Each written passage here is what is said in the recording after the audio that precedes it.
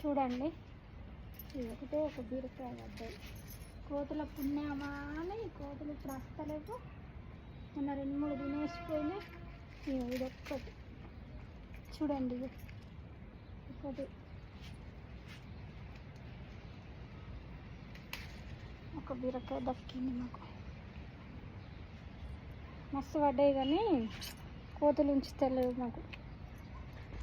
చూడండి, చిక్కుడు చెట్టు అయితే ఇది ఒక సొరకాయ పడ్డది. మొన్న ఒక సొరకాయ తినిపోయినాయి కోతులు, అసలు మమ్మల్ని తిననిత్తలేవు. చిక్కుడుగా మస్తు పడ్డది కానీ మొత్తం పురుగే పట్టింది. ఇక ఈ చిక్కుడుగా టేస్ట్ మంచిగా ఉంటుంది కానీ మొత్తం పురుగు పట్టింది. ఇప్పుడైతే ఒక బీరకాయ